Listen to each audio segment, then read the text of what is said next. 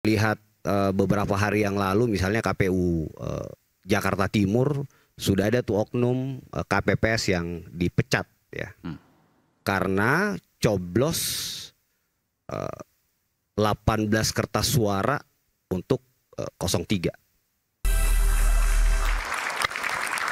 Kembali di Rakyat Bersuara, tadi sudah disampaikan, sekarang saya berikan kesempatan kepada Bung Arief Rosyid, ada Jawa Tengah, Banten, Jakarta, silakan. Ya. Anda melihat kejanggalan yang sama, tentu beda.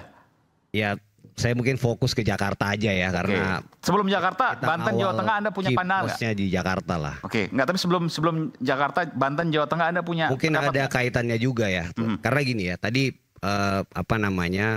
kalau merasa jadi korban, mungkin di Jakarta kita ini merasa jadi korban juga. Oke. Ya. Karena jadi bicara korban nih, kiri korban, ya, kanan korban gitu. Tadi juga Bang Ferry sebut soal pembagian bansos ya, zaman Pilpres dilaksanakan oleh Kemensos ya Bang ya. Itu partainya Bang Dedi itu menterinya. Iya kan Bang ya? Kalau yang itu dia oleh Badan Pangan Nasional, bukan dibawa Kemensos, tapi Bappenas. Langsung dibawa kendali Presiden. Oke, terus karena Bu Risma menolak menyalurkan bansos itu kemarin. Ya, soal Jakarta ya, Kang Aiman ya. Pertama, tema malam ini kan Jakarta belum tamat. Pilkadanya ya, maksudnya. Karena kita mesti sabar menanti tanggal 16 Desember yang akan datang ini gitu ya. Tentu kita mesti lihat nih beberapa hari ke depan gitu, karena memang kalau lihat beberapa hari yang lalu misalnya KPU Jakarta Timur sudah ada tuh oknum KPPS yang dipecat ya. Karena coblos 18 kertas suara untuk 03. Di satu TPS itu, oke. Di satu TPS di Pinang Ranti. Nah, kemudian banyak lagi yang lain ya, yang sampai hari ini masih terus berproses dilaporin ya gitu. Kemudian nanti bakal ke MK rencananya untuk Jakarta. Kalau saat MK kan tahapan setelah itu tapi ya. Ini sudah kan dikumpulkan bukti-bukti. Kan bukti-buktinya udah, bahkan misalnya ya tentang Cena misalnya yang masih waktu itu belum terdistribusi merata gitu ya, itu pada lapor-laporin semua nih gitu. Jadi kita mesti sabar sedikit gitu ya, menanti ya. Oke, boleh disebutkan nggak tadi dugaan-dugaannya apa aja? Tadi misalnya KPPS. Pramrano ini maksudnya. Kalau itu kan sudah putus sudah ya informasinya juga. Terus yang kemudian yang kedua, lain ya diduga menjelang hari H di Minggu Tenang itu ada pembagian, bahkan ada teman saya gitu ya yang beda pilihan politik bilang kalau butuh minyak, beras nanti kita kirim. Di kabupaten atau kota mana? Kalau Jakarta kan ada kabupaten Kepulauan Seribu dan 5 kota. Saya kan bilang saya di Jakarta Pusat, masih belum kebagian. Pusat ini. Ya, oke, baik. Pusat. Jadi itu oleh pasangan? Nggak apa, sebutan aja kan bisa dijawab. Iya kan. Oleh kalau lihat suara ya. Pramrano lah gitu. Pramrano. Oke. Susah banget ngomong itu. Jadi hal-hal itu yang menurut saya dari diskusi yang ada tadi gitu kan. Ini kan kalau bicara tentang bagaimana pemerintah dan segala macam ya. Jakarta ini Kimplus dukung RK kan sama Pak Suswono gitu. Tapi apa yang terjadi kan? Jadi menurut saya kita juga perlu tidak boleh mengeneralisir gitu ya, bahwa dengan karena buktinya di Jakarta ini kita merasakan bahwa apa yang dirasakan misalnya pasangan Ridho itu ya quote and quote dicurangin gitu. Jadi Anda merasa bahwa ya kalau curang ya itu memang udah karakter pemilihan begitu. Tidak usah dibesar-besarkan juga. Ini kan tadi kita udah sepakat juga bahwa diproses iya. Ya, bahwa ke depan MK dan hal yang saya kira mesti kita perbaiki. Tapi gitu, bukan kemudian ada teori-teori yang macam-macam untuk kemudian berkembang. Itu maksudnya. Ini saya pertanyakan. Iya. Jadi ya kita nggak bisa overgeneralisasi gitu terhadap satu. Tapi datanya detail tadi disebutkan oleh Bung Ferry. Ya, setiap daerah punya karakter tersendiri. Betul, itu iya. Dan kebetulan saya tidak ikut terlibat ya dalam kontestasi itu. Saya ngurusin Jakarta aja gitu. Dan yang pasti kalau hampir di semua merata juga di daerah, utamanya juga Jakarta, memang partisipasi ini perlu juga dilihat sebagai satu hal yang mungkin ke depan perlu dibenahi juga gitu. Bung Rocky, tadi bicara soal ada Aku titip sedikit. Oke, silakan. Kalau untuk urusan tadi dia itu saya ikut Jokowi deh, ikut Mulyono. Maksudnya? Ya kalau ada buktikan saja. Kan ada Bawaslu. Ya, sementara Bang, kan udah dipecat itu yang KPU. Iya, maksud gua, aku ikut Mulyono urusan lu itu. Gua turut bersedih lah untuk kau. Enggak, bukan ikut Mulyono sebenarnya. Tapi gua ikut Joko Widodo lah. Tadi kan dikutip tuh, ada videonya. Kalau ada dibuktikan, lapor Bawaslu, oke? Ternyata masih terngiang-ngiang juga Bang Deddy sama Pak Jokowi. Kan barusan diputer. Iya. Masa cepat lupa, saya nggak seripikun kamu loh. Mulyono itu ngikutin Bang Deddy Sitorus sebagai legislator pembuat undang-undang. Itu masalahnya gitu loh. Maksudnya apa? Enggak. Ya, Lu sehat nggak sih? gua sehat. Sehat Lu beneran. yang nggak sehat. Yakin? Gitu loh, yakin. Oh ya udahlah. Gitu loh. Jadi yang dikatakan itu harus dirujuk. Pembuat undang-undang itu lu gitu loh. Iya kan? Bener kan? Bahwa ada sesuatu laporkan. Ya gitu. Dan juga dulu begini. Dia Belanda juga ikut dia yang bikin buat undang-undangnya kok.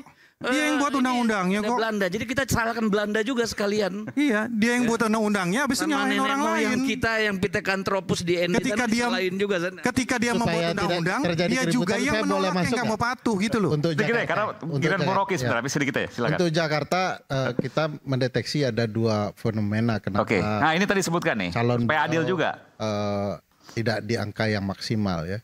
Satu karena dua tipe pemilih.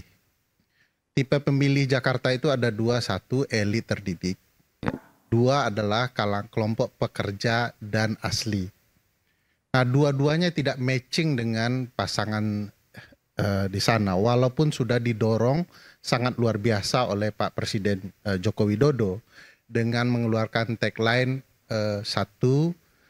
saya RK, saya Ridwan Kamil, dan kedua jasa titipan itu ya. Iya. Saya titip gitu dan segala macam. Nah itu tidak terlalu maksimal. Kedua untuk kelompok menengah bawah pemilih masyarakat biasa begitu ya. Figur beliau sudah terlalu jauh dari harapan Jakarta, terutama antipati dalam survei soal sikap Pak RK di berbagai media sosial misalnya. Tidak matching. Tidak bisa Persib digambarkan oranye dalam hal apapun di Jakarta. Itu menjadi problematika. Tapi soal kecurangan tadi, Anda menemukan juga nggak di Jakarta? Yang disebutkan tadi oleh Bung Arif Rosyid. Saya sudah sampaikan sebenarnya hampir di dalam proses penyelenggaraan pilkada kita, banyak pihak ya siapapun, untuk potensi politik uang itu besar sekali. Nah ini ada problematika yang memang harus diperbaiki siapapun. Tapi kan kita bicara tidak soal ketentuan undang-undang saja yang lemah. Kita bicara kecurangan dengan data empirik yang saya jelaskan tadi. Bung Ferry, boleh nggak diselipin? Belum boleh. Belum boleh, oke, nggak apa-apa. Tadi terlarang kita kan, ini hak. Nah di dalam Jakarta memang ada fenomena yang agak berbeda terjadi, walaupun sudah jor-joran ya. Nah juga ada potensi, ini dugaan, ini analisa ya, ini tidak ada data empirik. Analisanya memang Pak Presiden Joko Widodo dalam hal ini Mulyono tidak terlalu nyaman dengan kalau seandainya nanti Pak RK berhasil. Karena potensi Pak RK untuk pemilu 2029 menyaingi anaknya juga akan cukup tinggi. Oke, tapi ini kan analisis ya? Ya, analisis. Yang kedua, analisisnya teman-teman PKS yang memegang Jakarta itu kehilangan akar rumputnya sedari Pilpres kemarin. Dan peralihan perahu ini membuat pemilih PKS tidak nyaman. Ini tidak sekedar analisa, tetapi juga ada data penelitiannya. Yang kedua soal berbagai isu yang terkait, kalau saya boleh bantah ya, tidak ada konteks soal undang-undang problematikanya, karena semuanya sudah tahu. Tapi kalau ada pasal-pasal bermasalah dalam konsep sistem pemilu memang ada. Tapi yang kita bahas kecurangan di lapangan ini. Jadi Oke, pertanyaan saya satu, ya kan ke Bung Ferry. Anda punya data saya kan tidak ilmiah, jadi jangan tanya. Nggak apa-apa, nggak apa-apa. Tadi lu karena saya Anda tidak, kan ngomongin. Anda tuduh saya tidak ilmiah, saya tidak akan jawab apapun pertanyaan. Nah, saya kalau saya tidak bertanya, tapi akan saya membuat pernyataan. bahwa apakah penelitian daripada Ferry Amsari itu hanya menyoroti tentang dugaan kecurangan yang terjadi pada salah satu paslon saja, Lutfi, ya, Andra Soni dan lain sebagainya. Apakah juga, saya ambil contoh, dugaan kecurangan yang terjadi pada timnya Airin. Apakah itu diteliti oleh beliau atau tidak? Beliau ini kan bukan partisan lah, intinya seperti itu kan. Nah, saya pengen tanyakan itu, tapi kalau nggak mau jawab juga nggak apa-apa. Oke, baik. Ya kan, karena dugaan kecurangan itu sudah kita laporkan, ya. Ini di Banten ya? Di Banten itu ya pengerahan aparat itu jelas tuh. Ada aparat juga untuk Airin? Ada, ASN di samping Airin pada saat kampanye. Oke. Nah, nih kalau mau saya baca Oke, silakan. Ya kan? Ya. Kampanye di tempat pendidikan atau pesantren. Kampanye di tempat pendidikan, ya, money politik, sembako gratis, rumah dinas Bupati Serang, ya. Bupati Serang ikut kampanye di luar masa cuti, PJ Gubernur dan Kesbangpol, dan OTT money politik. Nah, apakah itu juga disoroti oleh Bang Ferry Amsari? Saya nggak tahu. Ya kan, nggak usah dijawab karena susah untuk saya tidak jawab. Saya menjelaskan. Karena susah untuk menjawabnya. Ada orang yang ngakunya ilmiah tapi tak ilmiah. Misalnya di ruang pendidikan. Sekarang menurut undang-undang dan Anda bisa jawab itu enggak? Anda teliti itu apa enggak? Saya tidak jawab Anda. Ya, saya menjelaskan. Anda nggak bisa jawab karena Anda partisan. Anda hanya menyoroti Andra Soni saja, tapi tidak menyoroti masalah kecurangan yang dilakukan oleh Airin. Itu masalahnya. Orang tidak ilmiah, dia tidak baca laporan. Terserah, ya kan? Anda aktor film Dirty Vote. Iya, tidak apa-apa. Ya. Dituduh aktor tidak ilmiah tak apa-apa. Ya. Di film itu dijelaskan seluruh pihak. Saya izin ngisi TTS dulu ya. Seluruh pihak. Di data penelitian kita juga seluruh pihak. Tapi condong mana yang curang tentu yang punya kuasa. Ya sekarang ada, kan nggak mau jawab kan? Enggak. Iya. Saya hanya orang dia bilang kampanye di tempat pendidikan sekarang sudah boleh sepanjang izin. Kalau tidak tahu saja itu, bagaimana bisa menjadi tim sukses? OTT money politik? Gimana? Kan sudah saya ceritakan, money politik itu tersebar di seluruh pihak. Ya. Termasuk pihak Anda. Dia pihak Airin juga? Iya, juga ada potensi. Jadi jadi ini saya jelaskan ya. Yang kami bicarakan bukan pelanggaran seperti money politik kecil. Adil dalam pikiran itu harus sudah mulai diterapkan. Saya sudah jelaskan nih sekarang. Ya kan? Bahwa untuk money politik kecil hampir di seluruh pihak, di seluruh tempat. Oke. Termasuk Banten. Tapi yang menggunakan aparat, menggerakkan suara, mempermainkan publik, menggunakan kekuasaannya hanya salah satu pihak yang maksimal dan punya kekuatan. Saya bacakan boleh datanya? Silakan. Ya kan? Atau kirimkan linknya aja biar bisa diskusi nanti habis ini. Ini detiknya sudah jelas nih, ya kan? Dugaan keterlibatan ASN, ya kan, di Provinsi Banten, ya kan? Itu di Bawaslu, data Bawaslu. Ya udah laporkan di Bawaslu ya, bahwa ASN tersebut mendampingi Airin pada saat kampanye.